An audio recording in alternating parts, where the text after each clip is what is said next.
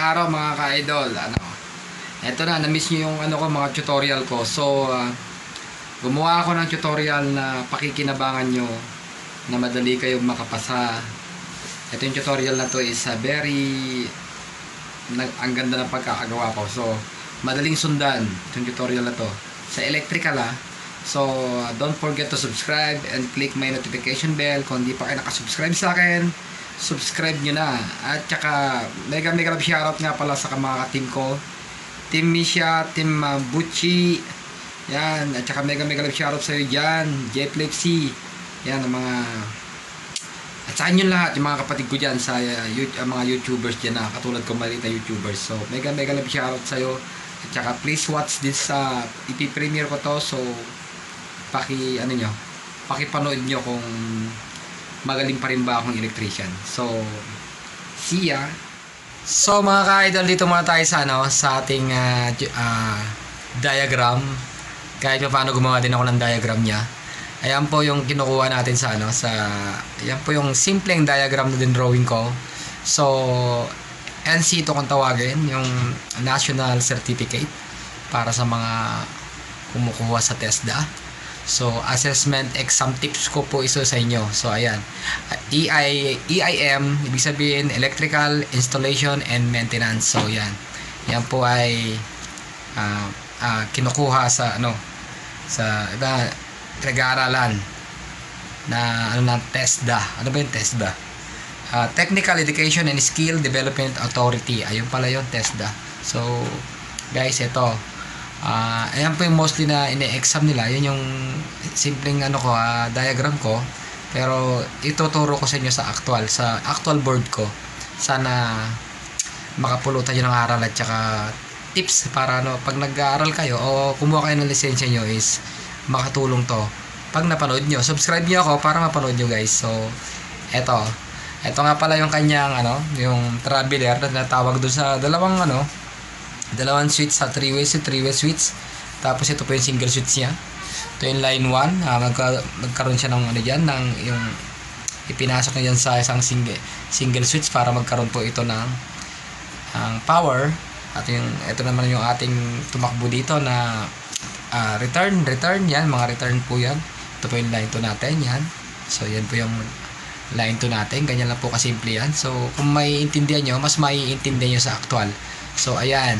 So, punta na tayo sa actual guys. So, let's get it on. So, what's up guys? Ito na yung aking tutorial ngayon. Siguro na-miss nyo itong mga tutorial ko.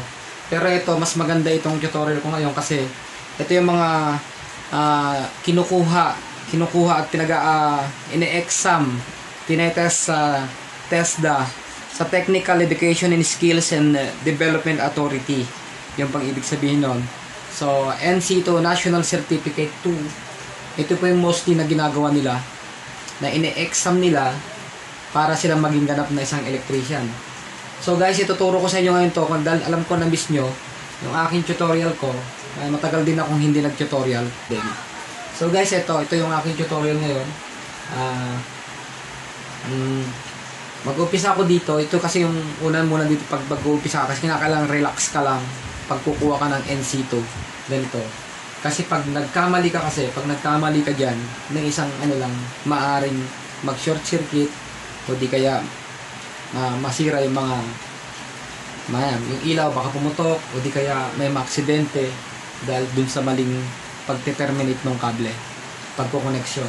So ayan, naipakita ko naman na sa inyo yung kanyang diagram, yung simpleng diagram na ginawa ko, hindi ko na siya pinaikot-ikot guys. So eto, parang lang na wag mo nang paikot-ikutin kung di ba, kung yun din naman ang pupuntahan mo, di ba?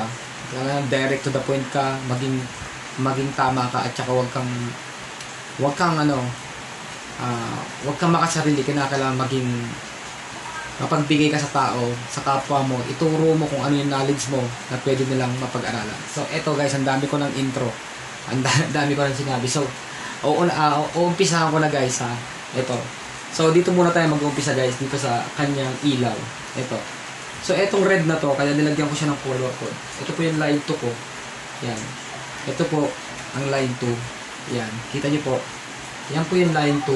So, lahat po dito, itong line 2 na to, hanggang dito lang po siya sa dalawang ilaw na ito. Hindi na po siya bababa dito sa mga switch. Hindi na po siya bababa dyan. Sa NC2 po kasi, meron siya tinatawag na, ito, i-assume na lang natin dalawang breaker po ito. Kasi dalawang breaker po kasi dapat ang gagamitin. So, hindi po pwede pong solo lang yung breaker na gagamitin. So, yan. At saka yung wire na gagamitin natin is number 14 at saka number 12. Kasi itong socket convenience outlet, kailangan number 12 ang gamitin nyo dito. At saka kung meron po kayong mga ganitong yung saksakan ganito, yung tinatawag na SPO, special purpose outlet, yung mga pinagsasaksakan po ng mga appliances nyo. Meron po siyang ground, ganon, yung mga rice cooker, mga kettle o ano man dyan, basta may mga ground, dito po nyo isasaksak ganyan. Pero ito po, separate po siya ng circuit dito sa ilaw. So iba po ang circuito nito, iba rin po ang circuito nito. So magkaiba po sila, pero ito i-assume nyo na lang po na dalawa tong breaker ko kasi po wala pong pambili talaga, mahal po kasi yung breaker. So halos lahat po kasi yung binibili lahat. Kung bibili mo lahat yan, almost libo din po kasi sa pagtututorial ng ganito. So i-assume na lang po na ito dalawang breaker. Pwede naman po yan pa tutorial din naman. Pagkatapos tatanggal naman natin, hindi naman siya magtatagal. So ganun po ang gagawin natin. So ito pong red na to, yan. Ito po yung line 2. Dito lang po siya sa ilaw. Hindi na po siya papasok, hindi na po siya bababa dito. So ito ko connection natin. Kukunin natin yung isa sa ilaw. Ayan, ito line 2.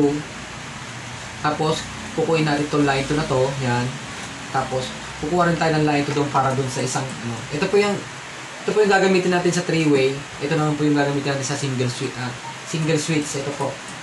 So ito po kakabit natin tong line 2, ayan. Pagko-connection natin tong ganyan. Tapos saka niyo po siya, ayan, no. Kailangan po, sabi ko naman, pag mag-uumpisa tayo lagi, ay lagi pong isaalang-alang ang buhay. Lagi pong nakababa yung breaker, naka-off o di kaya nakatanggal itong mga to para hindi po kayo makuryente. Ganun po ang tamang pag-koneksyon para safety po kayo lagi. Tapos diyan, ganyan po, itutupin yung ganyan, tutupin nyo po siya, saka nyo po siya titipan. So kung ano po yung ratio ng nung kapal ng kable nyo, ganun din po ang kapal ng kable na iti-tape nyo sa inyong mga gagawin. Ito naman po, hindi naman po gaano kaya hindi naman po siya gaano magtatagal, isang tutorial lang naman, pero dapat din talaga is safety lagi yung inyong mga gagawin. So ayan, ito po ang kanyang line 2, ayan po yung line 2 niya, ayan, makikita niyo po yung line 2, di ba? So, nailalagyan din natin ng line 2 yung kabila. Ito po, gagawin natin ng line 2 itong kabila, i-connect din natin ito sa line 2 niya, ayan. So, line 2, connect natin.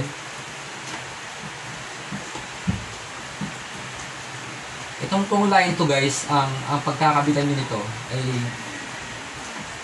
yan, ganyan din po ang pagkakabigay. So, lagyan din natin ng tape. Ayan, titipan natin. Ilalagpas nyo pong ganon, tapos saka nyo itutup yung ganon, saka nyo siya iikutin para hindi po lumabas at saka matusok yung kanyang tape. So, ngayon yan, lagyan natin ng line 2. Tapos, ito po guys, kita nyo po, idols. Kita nyo po yung nandun sa gitna.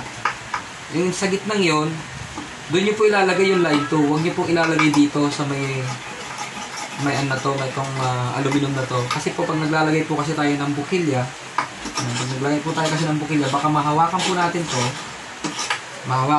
to, maaari po tayo makuryente. So ganyan guys. So paglalagay nyo ito, yung pinaka-copper niya sa loob, doon nyo ilalagay yung line 2 nyo. So, na-connect na natin yung line 2, ayan.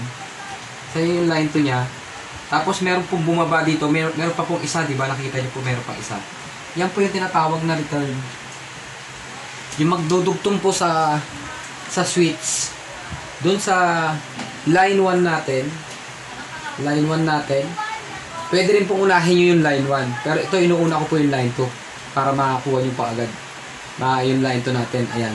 So, ito naman yung line 2 na yung return. Kakabit natin yung return niya na. Kakabit natin yung return. Intindihin nyo po Ito po yung return. Ayan. Bumaba po sa isang switch. Ito po yung 3-way switch. Ayan, so kakabit natin. Connection. Kung meron pong wire nut na bibili sa mga lumber, yung wire nut po ang gamitin nyo para hindi na po kayo gumamit ng tape. So, ganyan guys. So, ito, etipan nyo na din siyang ganyan. Yan. So, kunting puti. Ayan. So, ngayon, tapos na po yung ating return. Return sa ating 3-way switch. Ayan, yung return niya na bumaba dun sa switch. Ayan po, ito po yung switch.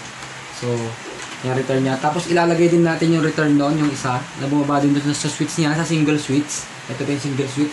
So, ilalagay natin to, connection natin. Yung return na bumaba. Hindi po yung line to bumaba, kundi po yung return na bumaba. Yung pangalawang kable po. Ayun, yung kable ang bumaba. So, ayan. Po-connection din natin ganyan yan. So, putupiin natin para maganda, para hindi matutok yung ating tape. Ayan. So, yan po guys. Ayan. Ayan, binatapos na tayo sa taas guys. Ayan. Matapos na po tayo sa taas. Ito yung ating line 2. Ito yung ating return. Ito po yung return. Ayan, bumaba sa switch. Ito po yung ating line 2. Ito po yung bumaba sa isang switch. So, nagdalawa sila. So, ganyan po yung kanyang termination sa taas. So, ngayon guys naman, ang gagawin na, susunod naman natin gagawin is, itong iti-terminate natin yung line 1. Ito po. Ito yung line 1. Kaya tawag na line 1. Ito po. Itong line 1 na to, dumiretso lang siya doon hanggang dito sa switch. Dito lang po siya dumiretso. Hindi po siya dumiretso doon. Hindi po siya pumunta doon sa basta mga ilaw. Dito lang po siya sa switch pumunta. Ito po. Ayan.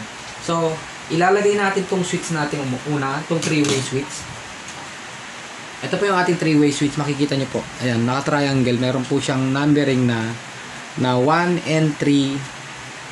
1 and 3 tapos 0. Yun po yung common, yung 0. Yun namang 1 and 3, yun po yung traveler na tinatawag na nagko-connection sa dalawang switch para mamatay hindi po siya dito.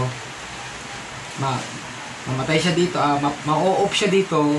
Pwede rin siyang ma-on dito, pwede siyang ma-off dito, pwede rin siyang ma-on dito, pwede rin siyang ma-off dito. Parang ganun po. So, eto, ilalagay natin tong line 1. Kita niyo po tong line 1 na to. Ayan. Yung line 1 natin is ilalagay natin sa common. Yung 0, ayan po yung 0. Kita niyo po yung 0 ha. Ayan, kita niyo po yung 0. Pakita ko po sa inyo. Malabo na kasi mata ni Joward eh. Ayan. Ayan po yung 0. Tapos ang dudumi pa ng mga lukok ko dahil sa, ayan. So yung 0, ilalagay natin ito. Itong line 1. So, kita natin yung 0. Ayan. Ayan yung 0. Ayan. So ngayon yung 1 and 3, makikita niyo po yung 1 and 3. Kahit saan niyo po siya ilagay, yung ayan, yung 1 and 3. Ayan, 1 and 3. Diyan yung po yung ilalagay yung traveler. Kahit saan nyo po siya ilagay, pwede po yan. 1 and 3. Yung traveler na tinatawag, yun po yung nagdudugtong sa dalawang 3-way switch para gumana po siya ng patay sindi. Ganun po yung, yung kanyang connection. Kaya eto, ayan. Ilagay natin. Lagyan natin guys yung Ito yung 3-way switch guys ha. Ito, dito lang siya dalawang to. Ito yung 3-way switch. Makita nyo po. Ayan. So, ito yung 3-way switch. Dalawang kable. Dito lang siya sa kabila ang switch na yan. So, ilalagay natin guys. Ilagay na natin yung pinakita ko naman sa inyo yung 1 and 3 na paglalagyan. Ito po yung traveler. Ilalagay natin sa 1 yung isa.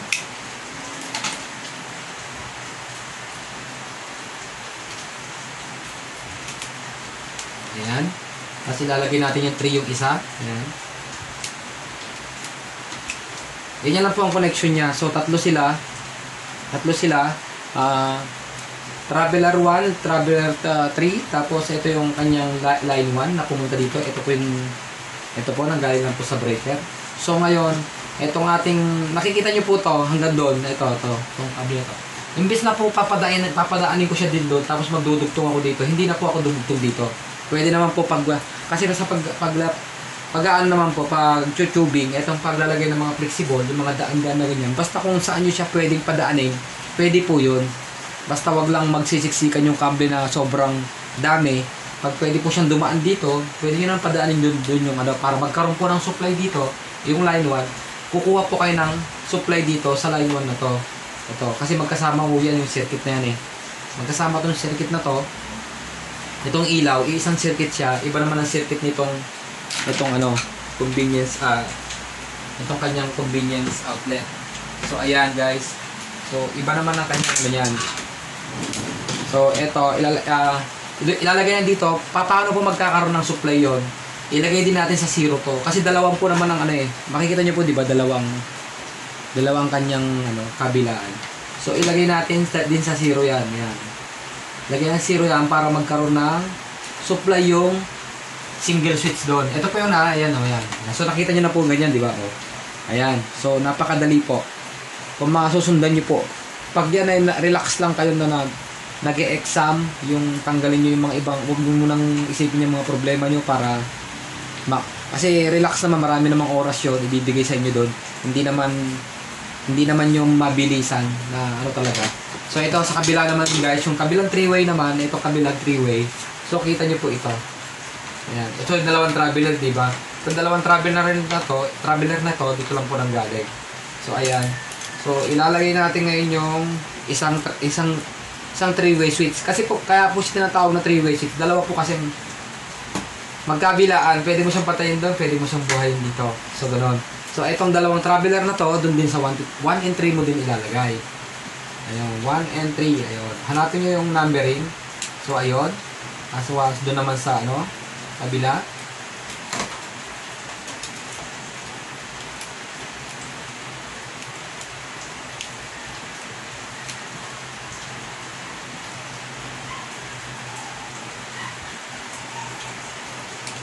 Ayan. So, nilagay nyo na siya.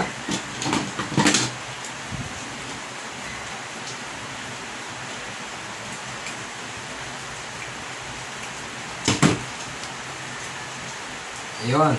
Ayan. Nilagay nyo na siya guys. Tapos ngayon, ang ilalagay nyo po dito, yung kabila is line 1. Yung return na nanggaling doon dito sa 3-way, na gagawin na rin 3-way. Ito po yung return. Ito po yung return na yun. Makikita nyo po doon. Ayun. Di ba gumagalaw? Ito po yun. Ito po. Ayan. Ito po yung return. Ilalagay nyo naman siya sa 0. Doon mo siya ilalagay. So, putulin namin konti ito kasi mahaba ito. Putulan natin siya ng konti. Alam niyo po kung bakit mahaba lahat yung mga nagwa-wiring sa switch. Kasi po, para maluwan nyo po siyang hatakin at ilabas. Pag halimbawa nagkaroon ng trouble, maluwan nyo po siyang hatakin at ilalabas. Halimbawa ganyan, di ba? Napakaluwan na gumalaw. Pag mahaba yung inyong cable. Huwag po kayo magtitipid. Kasi ano yun sa safety yun, yung mahirap naman yung matipid kayo. Kaya hindi naman ukol sa safety. Kaya kailangan mahaba para kung sino man magto-troubleshoot kung merong problema, ay madali niya rin ano yung kanyang trouble. So yan, yan, natapos na po tayo sa dalawang switch. Natapos na po tayo doon. So doon na lang sa single switch natin ilalagay. Itong single switch naman dito. So ito guys, napakadali lang ito. Nakita nyo, up and down lang po itong single switch. Dito yung isa, dito yung isa. So ilalagay nyo po yung yung inyong linya na nanggaling dito. Ito po yung linya nanggaling doon, diretso doon. Ito po yung, kita nyo po ito. Ayan. Diyan nyo po ilalagay yung linya. Diyan nyo po ilalagay. Dito ha. So ito yan, dito. So ayan ha. Lalagay natin yung linya. Ito yung linya. So ilalagay natin to. Ayan.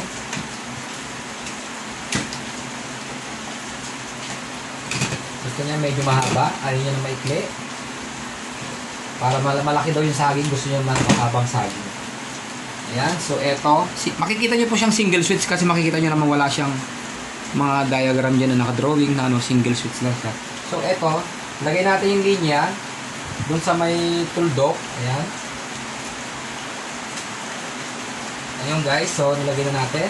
So yung pangalawa. Dun sa baba niya. Yung pangalawa.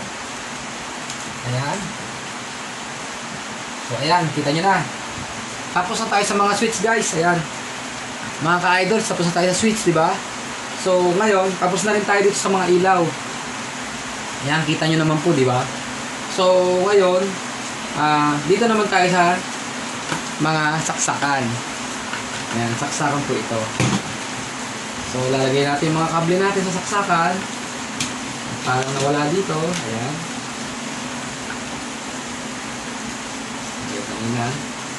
So ito, saksak natin. Ayan. So dito natin ilagay ito.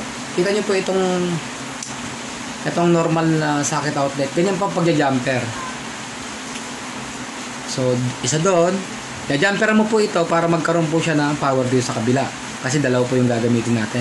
So dalawa po, isa dito at saka isa doon. So line 1, line 2. Ganun po. Kahit magkabaliktad siya, kung ang provider nyo is sa Meralco, 110 naman po. So ganun. Pero kung saan po kayo, nasa probinsya po kayo, yung mga provider ko minsan kasi sa probinsya, line to ground, line to neutral. So, hahanapin nyo po yung linya, ayan, gaya nyan, may line, may nakasulat po na line dito sa, yan, line, tapos neutral naman po yung baba. So, hahanapin nyo po yung neutral at saka line, doon nyo po ilalagay. So, dito naman po sa Meralco naman, ang delay, 110. So, kahit saan mo po siya ilagay, pwede po.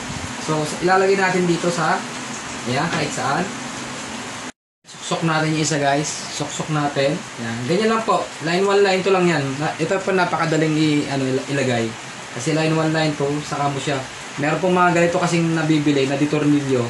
Meron naman po ditusok lang. Yung mga ganyan ditusok lang siya. So, ito naman, ditornilyo siya.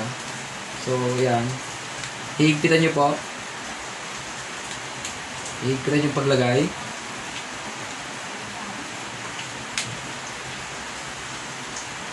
So, ayan, di ba? Guys. Higpitan yung paglagay. Higpit para hindi po makaano. Tapos saka nyo, yung medyo hilain nyo ng ganun. Para tingnan nyo po kung talaga pong higpit na siya. So, ito naman po isa, ayan. Higpitan nyo rin siyang ganyan.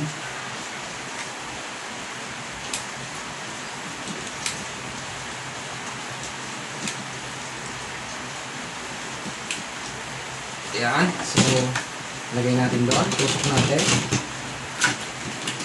Natatanggal. Matigas po kasi ng kable. Kasi number 12 yung kable, guys. Habang kasi lumalaki yung kable, matigas po siya. Kaya napakahirap pong itusok. So, dyan. Tignan nyo po, diba? So, ito na yan dyan. So, ngayon itong isa, itong ating special, alam nyo po ito, may pagkakaiba po ito eh. Ito po yung ayan. Napakita ko po sa inyo.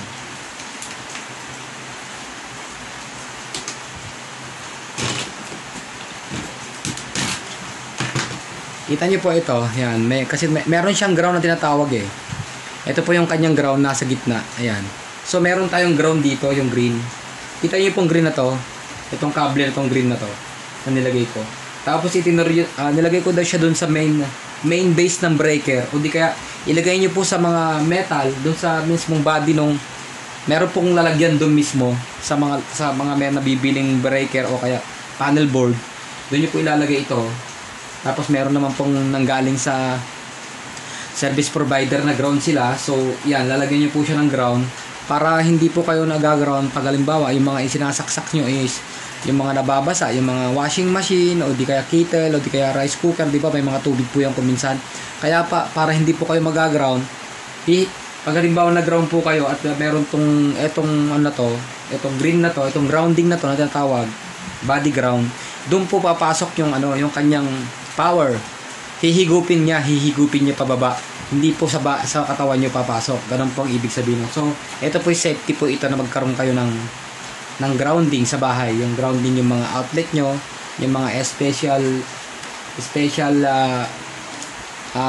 purpose outlet nyo, ganito. So, kailangan nyo rin na maglagay. So, ito ilalagay ko sa gitna. So, ilagay natin sa gitna yan. Lagay natin sa gitna. Tapos yung dalawa na yun, makikita nyo po yung dalawang to, di ba? So, ngayon, itong dalawang ito, i-jumper lang po natin dito. Jumper lang natin ganyan. Papasok na yun dito yan. Ganyan natin konti para hindi magbusalsal yung Yan. So, ganyan. Papasok po natin yan dyan. So,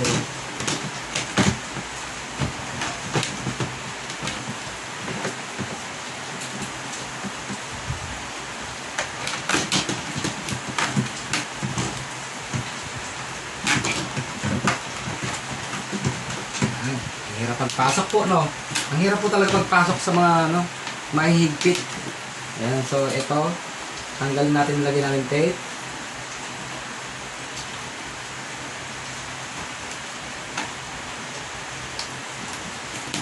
Tapos ngayon, kung paano nyo pa ilalagay yan, dito, di pa makikita nyo po dalawa, yan, itong dalawa, yan, dalawang ito.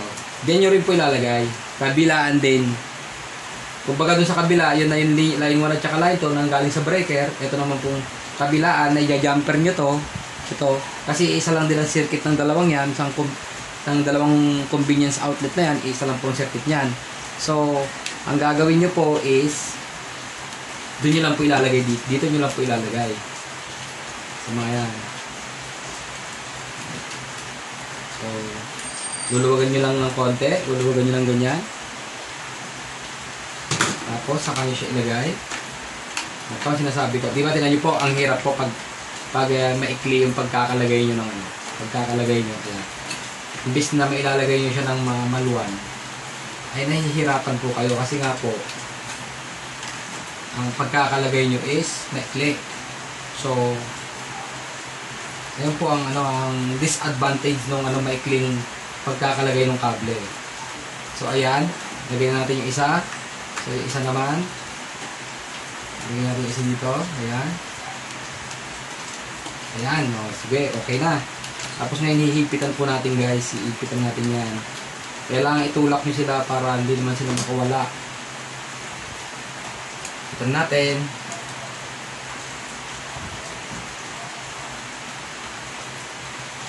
Ayan, relax lang po. Pag kukuha kayo ng ganitong exam, huwag po kayong magmamadali. Kailangan po open-minded, wala kayong ibang iisipin kundi yung lang, yung inyong yung trabaho lang, ganun. So, ayan.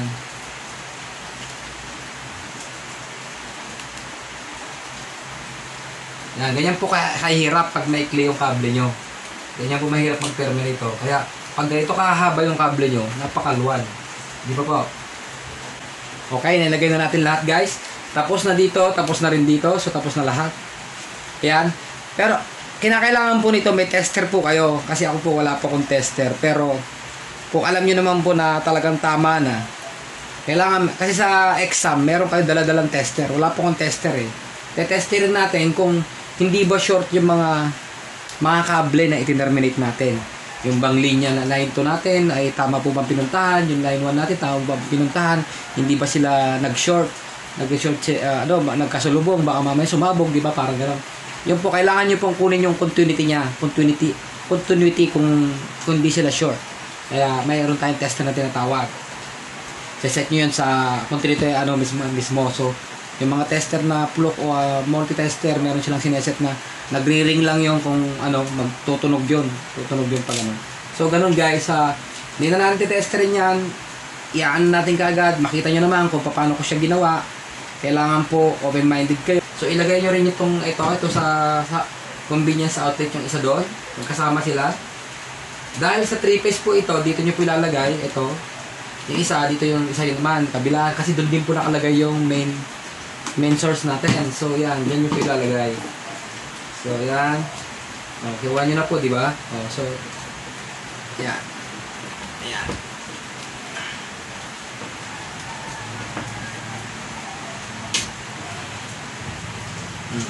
Higpitan nyo po baka wala. Baka mamaya, pag on nyo pala, nakawala siya. So, ito namang isa. Ito yung line 1 natin. So, ilalagay din natin yan. Line 1 natin.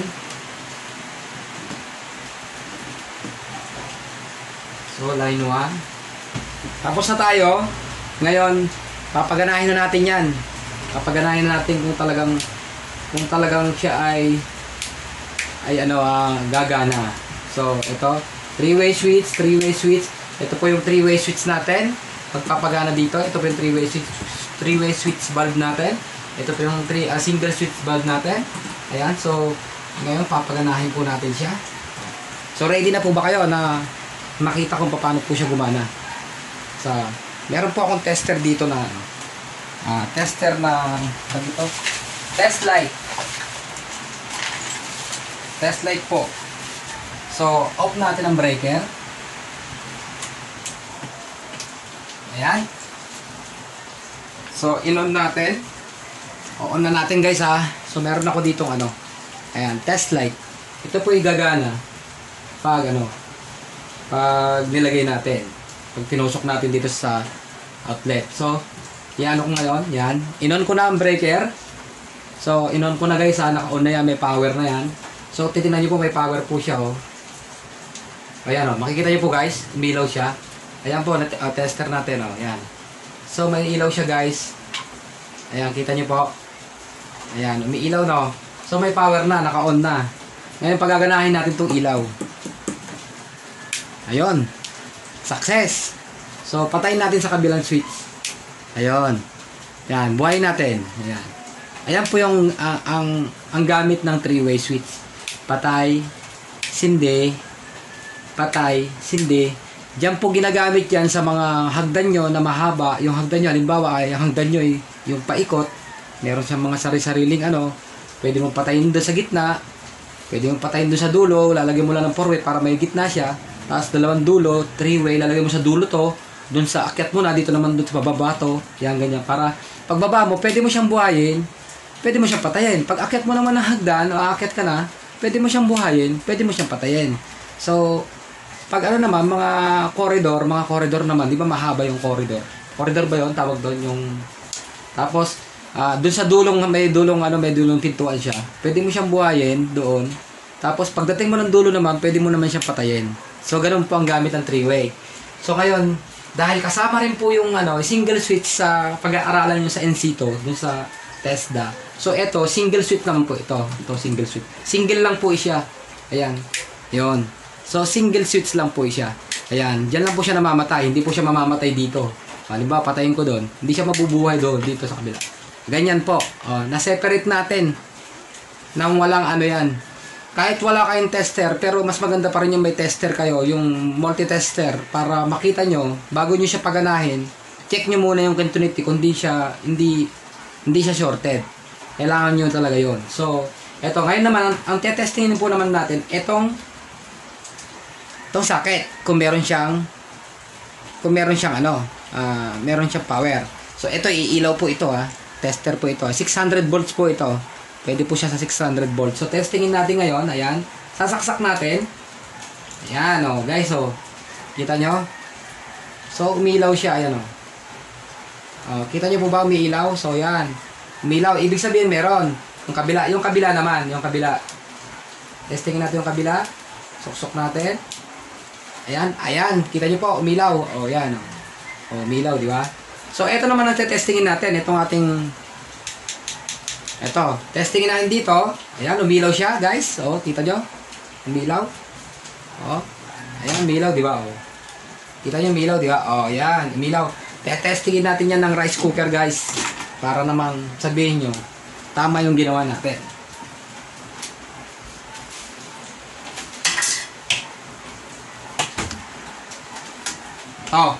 Ito po yung papalipad ko sa mga LS ko. May dala-dala po tong ulam. At saka... ulam po at saka ulam at saka kanin. So ito, guys, sasaksak natin ito, dito natin isaksak. Yung rice cooker na sasaksak natin dito. Ayan. So kita nyo po. Umilaw, di ba? Umilaw. Di ba? Yan, gumagana. Ibig sabihin, wala tayong ka-short. Short lang ako sa budget. Kaya yon ang short natin. Pero napakaganda po, di ba? Ayan. Napagana natin siya ng yung walang walang ka-trouble. So, ganoon lang pang pagiging isang electrician, yung master electrician. So, guys, nagawa na natin lahat. Napailaw na natin.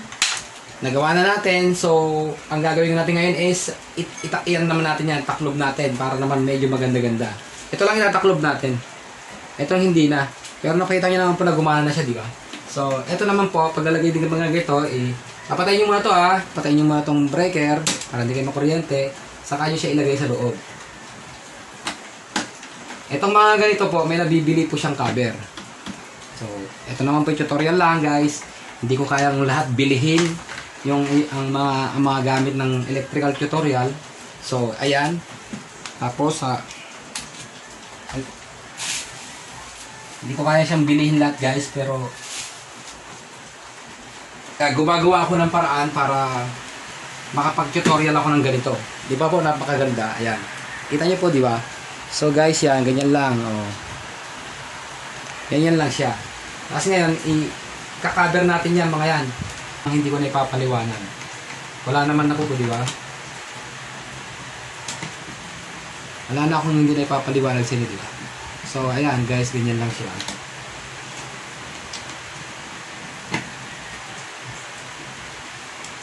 So, mega love shoutout sa mga mga natin dyan, mga subscribers natin guys. Salamat sa inyo. Salamat sa suporta.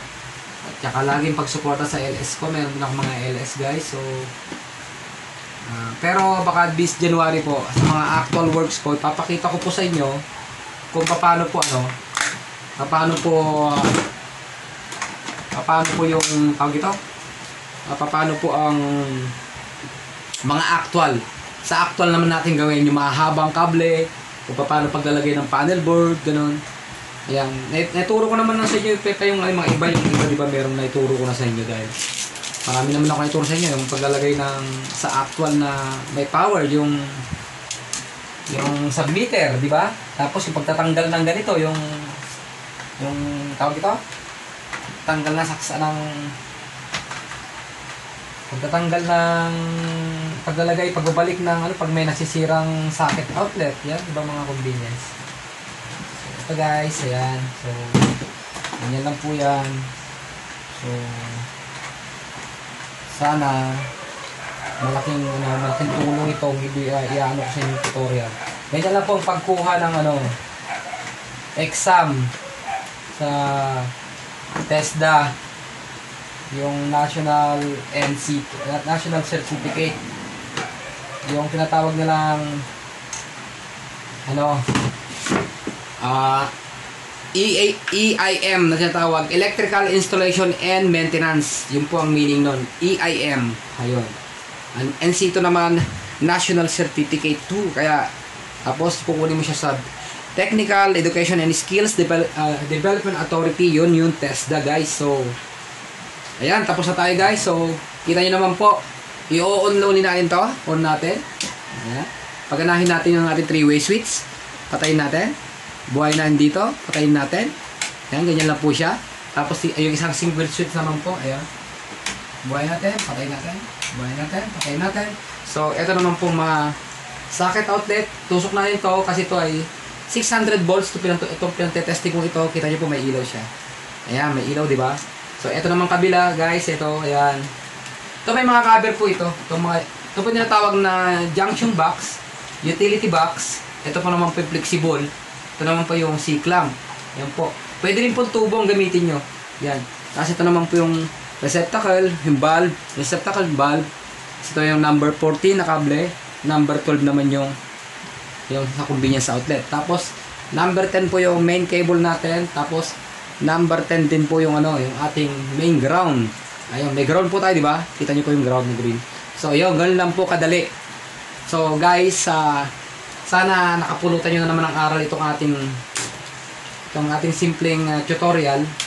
Ayan. So, ayan. So, sana naituro ko sa inyo para kayo kung gusto niyo kumuha ng ganitong sa TESDA. Meron na po kayong kahit konting alam sa nito. So guys, hanggang dito na lang at mahaba na masyado itong aking ipi-premiere. Siguro almost 1 hour na to. 1 hour na yata. So mega shoutout sa inyo. Again, this is Joward Aquino na nagsasabing mabuhay kayo at sana magpatuloy tayo sa ating mga tutorial sa YouTube at buhay tayo lahat mga small YouTubers. Lagi tayong magtutulungan at huwag tayong maghihilaan pababa. Advance Happy New Year po sa inyo lahat at mabuhay po kayo. Thank you.